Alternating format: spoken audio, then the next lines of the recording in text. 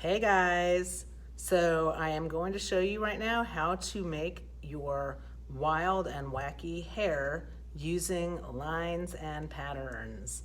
So for this you just need a sheet of paper. Hopefully you have a bigger sheet of construction paper. You can do it with the small, but you won't have as much space to make your wild and wacky hair. So if you have a larger sheet of construction paper, that would be fantastic. Also, I used markers for this. I actually used a thick Sharpie and a thin Sharpie, but you can use whatever you have. Crayons, markers, colored pencils, whatever. Okay, let's get started. All right, so I wanted to talk real quickly about the element of line. Line is one of the elements of art, which is kind of like the building blocks, kind of like the alphabet.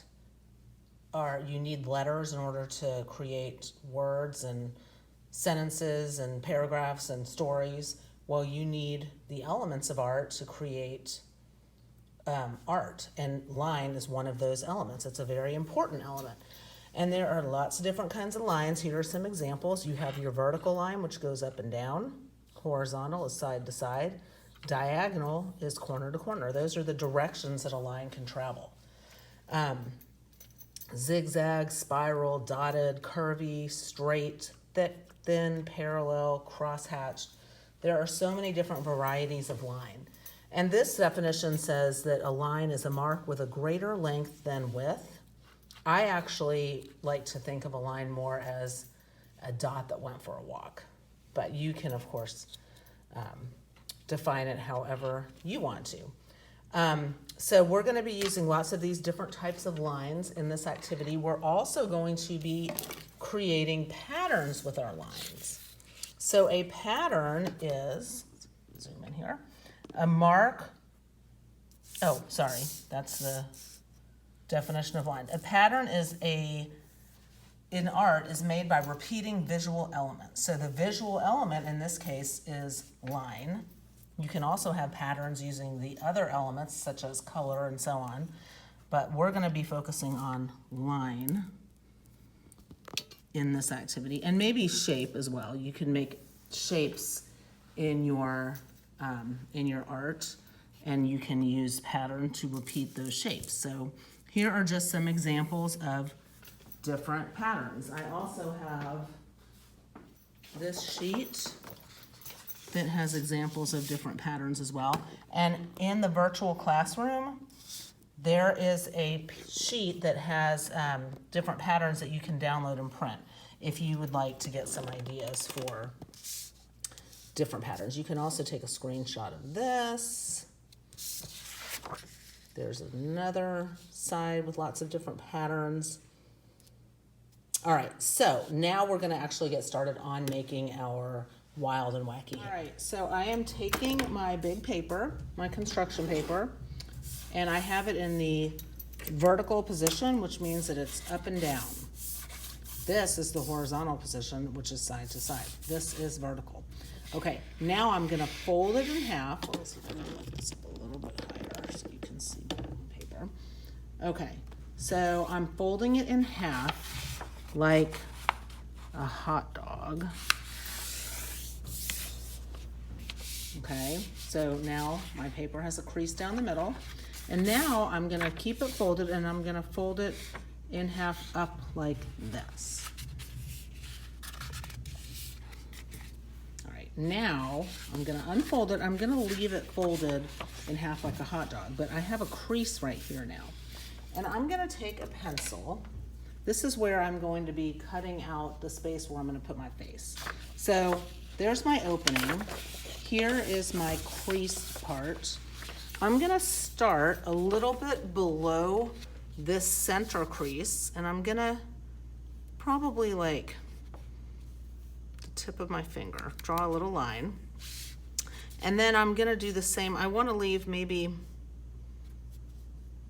about that much space down at the bottom, a little bit more. And then I'm just gonna draw a curved line. I don't want to go too far over to the edge. I'm keeping it kind of small. There we go. Okay, remember, I drew my line on the folded part, not the open part. Okay, now I'm gonna take my scissors and I'm going to cut out on the line that I just drew.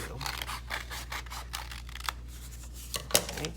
And then when I open it up, I should have a space where I'm gonna put my face. All right? Next step. This is where you can use whatever drawing supplies you have. I'm gonna use a thick Sharpie. I like to vary the thickness of my lines. I think it adds interest to my piece. So I'm gonna take my thick Sharpie and I'm gonna start about halfway down my circle.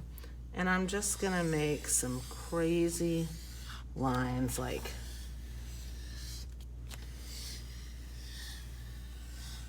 and I'm gonna go back down. So that's going to be the outline of my hair. Now I'm going to split my hair up into different sections using my thick marker. So I'm just going to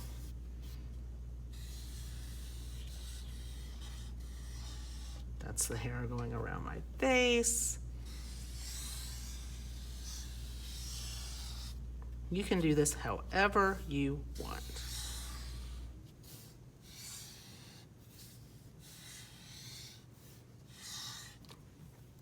There we go. And now I'm just going to fill in each section with a different pattern. Now I have these pattern sheets that I'm going to include. I think, you know what, maybe I'll just put them out so that you can see them, and then you can maybe just pause the video so that you can see let me get another one real quick. Well, you know what? I'm gonna try and make it so that you can download it. I think I'll do that on the slide that comes before this video. So hopefully you've already been able to download it. And there's the other side. So, and you can use, you don't have to use patterns from these sheets. These are just examples of different patterns if you need some ideas. And I'm then going to take my thinner Sharpie and I'm going to create patterns. So I'm gonna start in this section right here. This is a shape that was created by my lines. And I'm gonna make a repeating pattern. And I'm gonna completely fill up this shape with my repeating pattern. All right, and then you are going to just continue until all of your patterns or all of your shapes are filled with different patterns. This is one that I've already done, and I think it turned out pretty cute. And when you're done, I want you to put your face inside, just like I did earlier, and take a picture and upload it to the Google Classroom and Flipgrid if you want to.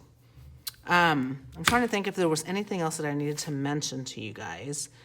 Just remember to upload your work to Google Classroom. I love seeing your work on Flipgrid, and I don't have time to comment on your work on Flipgrid, but I am looking at it, and I do really enjoy watching you guys